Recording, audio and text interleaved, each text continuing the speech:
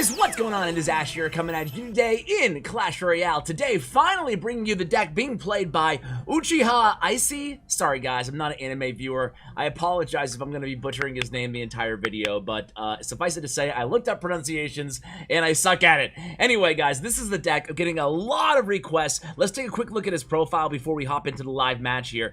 A lot of requests to cover this deck. This guy's a beast, as you can see on his profile right now, guys. Let's hop into the first match. I'm going to give you his top 5 tips, for playing this deck with success. And trust me, this deck looks weird, at least to me. Like, I'll be honest with you guys, I've kind of held off on bringing you this deck despite a lot of people asking for it in the comments. Uchiha is actually, usually top 50 ladder playing this deck. Right now he's around 130, 140 or so. We'll see if he can climb up to top 50 in this video.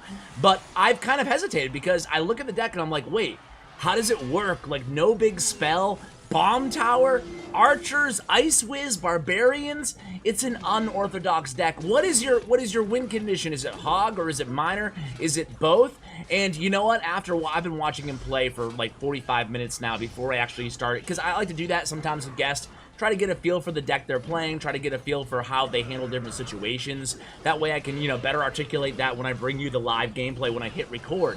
And yeah, you know what? I'm a believer now. I am a believer in this deck. I think a lot of you guys will be as well. So watch the live matches here, listen to the tips, and then try it out in the arena. I guarantee it might surprise a lot of you guys. So it's a really cool dual win condition deck, and it's actually a combo play. He's always gonna, not always, he's mostly gonna be playing the Miner and the Hog together at the same time. The Miner in the back of the tower, the Hog in the front, obviously at the bridge in front of the tower. And he's also going to use the Miner in certain situations just to get some chip damage as his win conditions. He seldom sends in the Hog by himself, like almost never sends in just a solo Hog, which is definitely noteworthy. So here on this first match, we're gonna go ahead and I want to pay attention to one match here first, and then I will go ahead and break down the tips for you guys. So already in double elixir time against Camus here, and going against one of my favorite decks in the game, the P.E.K.K.A. Bridge Spam deck. And you can already see, guys, in the background while I was kind of giving that intro, how good he is on defense. Especially, watch this double elixir stuff, man. Like, he is really, really good. And here it goes. This is the push we're talking about here, guys. The Miner and the Hog, Miner in the back of the tower, Hog in front of the tower, and the two in tandem just do a ton of damage to a tower. I mean, we ran right into the Royal Ghost and the P.E.K.K.A. there, still able to get like 1,000 damage off of that tower, but now we have a push to deal with on defense, dual lane push. We have Barbarians used in the left, we have the bomb tower down in the center there, and then we take that bandit charge. But look at this, beautiful Spirit Goblins. That's going to be one of his main tips for the deck. I'm just going to go ahead and tell you guys now. We'll reiterate it later, but since it just happened for you guys to see, he's always going to delay his troops and put them down on the opposite side of the bomb tower that he wants to pull the troops to. That way the bomb tower death damage always results in a good elixir exchange for us, right? So again, to get use of the bomb tower against any beatdown push, you want to place, like, look at this bomb tower right now on your screen, right? If there was a huge push coming in all on the left, what he would do is place an Ice Wizard or Archers or Spear Goblins to the right of this bomb tower to pull those units into the bomb right about when it's going to die. We saw that on the previous sequence, and now here on defense, check it out, guys. Nice defense again. I mean, these are big pushes coming in. We're dealing with a Bandit Battle Ram in one lane. We're dealing with a P.E.K.K.A. icewizz in the other lane, and again, stymies that bandit charge just by using those Spirit Goblins. This is a really good deck. We just need to understand these small little niche situations because, let's face it, it's an off-meta deck. It's an interesting deck. You don't really see Spirit Goblins and Hog decks. You don't see Bomb Tower at all, really, right? Despite the addition of the death damage. And then Barbarians and icewizz without nado, without fire. It's just a weird deck to kind of, you pick it up, you might have a couple losses with this deck, but I guarantee if you stick it out with this deck, I think it's a great trophy pushing option for you guys. So here we go. It's going to be that bomb tower in the center again, taking care of that P.E.K.K.A. He does take one icewizz hit on that left tower,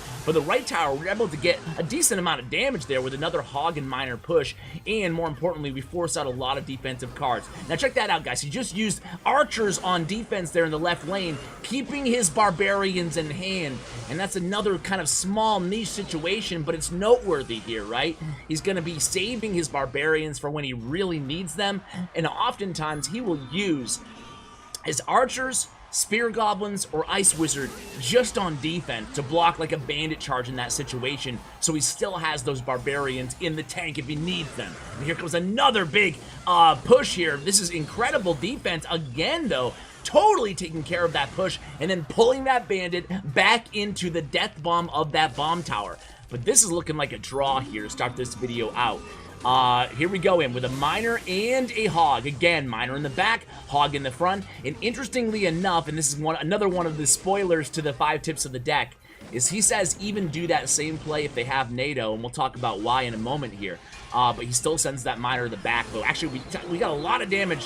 488 remaining on that left tower here, guys. It's either going to be a win or a draw at this point, I think it's safe to say. We pull that P.E.K.K.A back with the miner there. Miner gets a little bit of chip damage. Hog doesn't get a swing on that tower. 24 seconds left.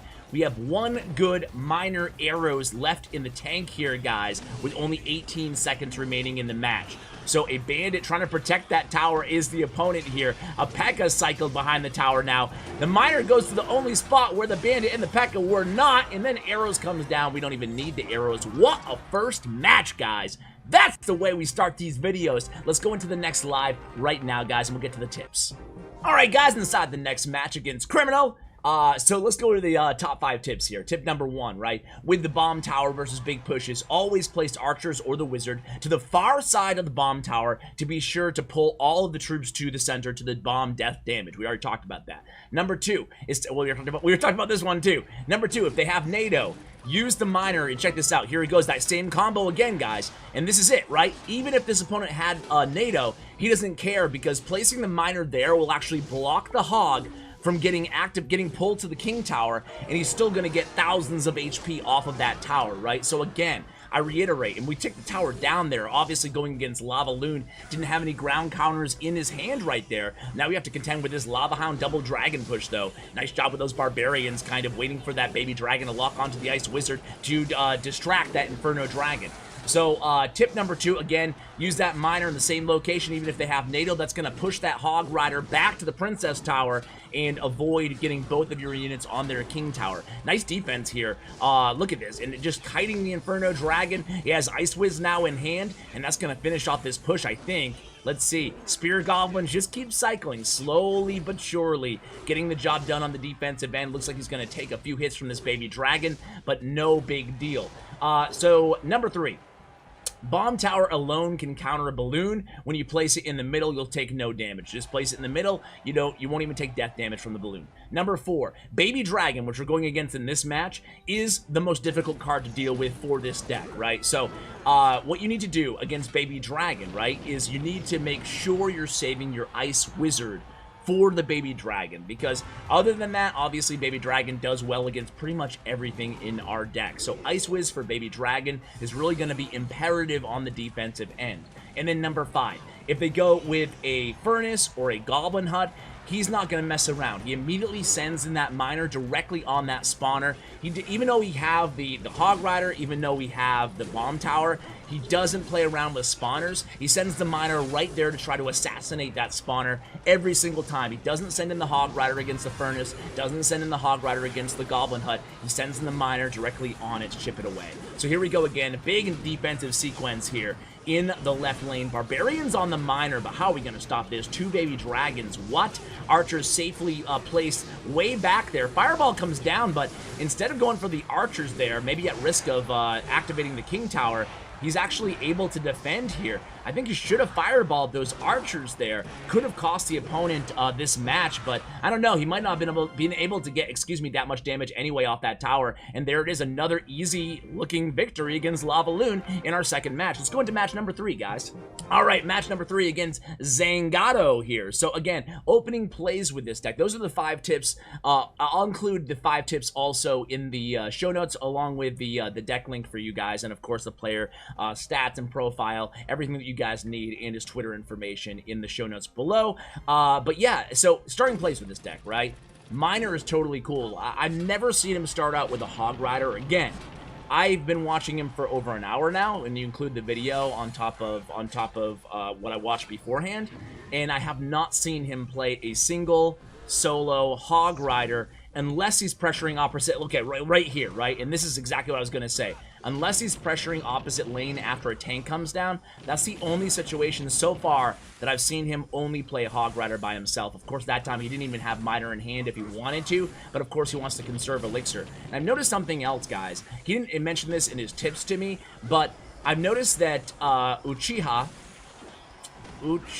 dude, I am so self-conscious about this. Last time I mentioned him, we didn't have him on as guest, but I mentioned him in the comments, and so many people were like, dude, how can you disrespect anime like that? Dude, no hate to anime, guys. I just never watched it, okay? Don't hate me. All right, so here we go. Going against Giant Sparky Barbarians, and check it out, man. Again, the Miner Hog push in the left, gonna take that left tower down. Of course, the opponent there's using Sparky to defend, which is generally a pretty good defense against a Miner or a Hog, but not both. So again, you're going to see, and as I was getting to before, you're going to see something in this, and a Wizard too, oh my god. This deck that we're going against here, this matchup is not very favorable for us. I mean, he has the Wizard in there as well for some extra chip damage, and of course, the Sparky and the Giant, the Minion Horde as well.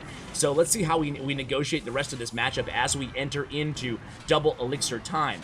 But here we go, getting a little bit more chip damage in the right, but this deck can pull off some like big monster pushes. So here comes a Hog Rider, and there's a solo Hog Rider, so there's one without the Miner there in that situation, so I stand corrected, just applying a little bit of pressure, maybe trying to prevent the opponent from building up a huge push. We have Archers and Spirit Goblins being used here on defense. We have 10 Elixir leaking a little bit here. And another thing, again, a noteworthy kind of habit that I've noticed from him in the gameplay here so far. He's so, we saw it in the P.E.K.K.A match, right? The first match of the video. He is so ultra conservative when it comes to not playing all his cards at once. I often notice him maybe leaking one Elixir or so. This is a big push though. Wizard, Barbarian, Sparky, Giant. Yeah, that's going to probably be tower down here. I don't know what he has up his sleeve, but he gives the well play. That's definitely going to be tower down with 7 seconds remaining here. In regulation, arrows comes down as well. But yeah, he doesn't waste cards. Like, he doesn't just... it's hard to articulate, but you guys, you know, kind of keep your eye out for the rest of these matches. But he's not, like, he doesn't over-defend. He waits to see what the opponent is going to do. Obviously, if they have Fireball, he's not going super aggressive. They have Barbarians in this situation, but we still go in with the Hog Rider and the Miner there. And again, we don't get a hit on the tower. We take it down to 1404. And here we go on defense. Let's kind of pay attention to how he plays defense here in this situation 30 seconds into sudden death overtime. And a bomb tower setting up right there in the pocket, maybe preventing a Giant from being dropped down. Arrows are now out of cycle, so he might go Giant Minion Horde. Let's see what he does here in the pocket, because arrows are now, and here it is. But it doesn't matter, because look at this. Check this out.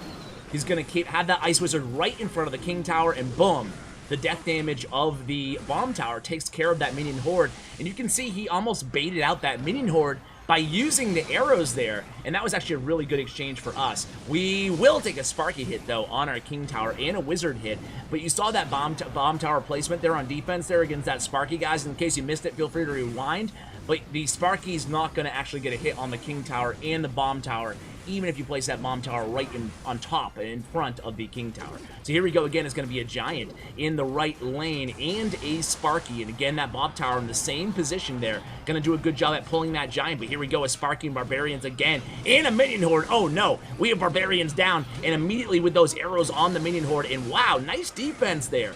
And we were able to get a lot of damage on that right tower. That looked like a really unstoppable push. But here we go again. It's a Hog Miner push again. It's the combo tandem, and Hog's probably going to finish off that tower. Indeed, it does. So making it look easy again here. Let's go ahead and let's keep the win streak alive, guys. Be right back. All right, guys, here we go into the next match against Yalshin the Great from Elite Kings. So we'll see what this match... You know, actually, so far we've been pretty lucky with matchups here, right? We've gotten like a Lava Hound deck, a P.E.K.K.A deck, and of course the Giant Sparky deck, which, man, I'm looking for a good Giant Sparky or Goblin Giant Sparky player to bring on voice here, because I do feel that Sparky's still, you know, somewhere along the strongest that she's been inside the game right now, especially at tournament level standard. We're seeing a lot of Sparky decks in CRL China, in CRL Asia, and of course I will have probably a video this week, you know, sharing my favorite moments of one of those leagues, as I'm starting to do like once a week here on the channel. I hope you guys enjoy those series, especially now because I just got a clean feed of CRL Asia, which means basically I'll have game sound to share with you guys, because boy does it annoy me when I have no game sound and it's just me talking over the gameplay. For some reason, it doesn't sound right to me. But here we go. We split Barbarians in this match here. Already 1 minute into it, and we have archers behind to take care of that Mega Minion in the left, and a Bar Barrel comes down in the right. So what is the deck? Is this it looks like a Royal Giant deck here, and here it goes again. The Miner and the Hog. Does he have? He does. Okay, look at that. Look at that Miner placement, guys. That was tip number 2, right? Saw how he placed that Miner still in the back, a little bit to the right. Granted, of course, he activated his King Tower, which he was going to do anyway because we have the Hog anyway. If we put the Miner in the safe spot, it wouldn't matter because he can activate with the Hog Rider. That's why we still placed a Miner in that back right-hand corner. Is going to block, send that Hog Rider back to the tower. I'm glad it actually happened in one of these matches so I can illustrate exactly how you're supposed to do that with this deck. Again, something a little bit different with this deck versus any other Miner or Hog deck. But when you play them together in tandem, it's something you can really take advantage of, this time to the tune of 1466 remaining on the opponent's tower. So arrows, just cycling some arrows here. Another interesting card in the deck, right, is arrows. When I saw the arrows, like, I don't know what I have against arrows, but apparently I have something against him. But when I initially saw arrows in this deck, I was like, dude, this can't be a legit deck. It has arrows in it. Who uses arrows? But, you know, in that last case, in that last match against the Minion Horde and with the Bomb Tower death damage, it just works in this deck. But of course, feel free to sub in whatever you guys prefer. I mean, only one more elixir, you could have a fireball in there, you know? I don't know. I mean, far be it from me. This guy has been playing this deck for a few seasons in a row, dominating top ladder with it, so far be it from me to give any suggestions. So here we go again. This is a Royal Giant matchup, which is great, obviously. We have Barbarians down again against that Royal Giant, and a little bit of a late Fireball going to prevent that Royal Giant, yes, from getting any damage onto our tower. However, they do get some chip damage, taking our tower down to 16 and change, excuse me. And meanwhile, we have a nice damage advantage going in with 10 seconds left here in regulation. So 8, 7, 6 seconds left. Again, a Bomb Tower placed there in that middle position on the defensive end, and Barbarians immediately down again on defense. So now we don't have anything to defend if he cycles back quickly to another Royal Giant, and that looks to be what he's doing right now. You can see Skeletons placed, Ice Wizard placed, Bar Barrel placed, and he has Royal Giant back in hand here. Let's see what he does in this situation. Actually, he goes with a Mega Minion in the back. This time,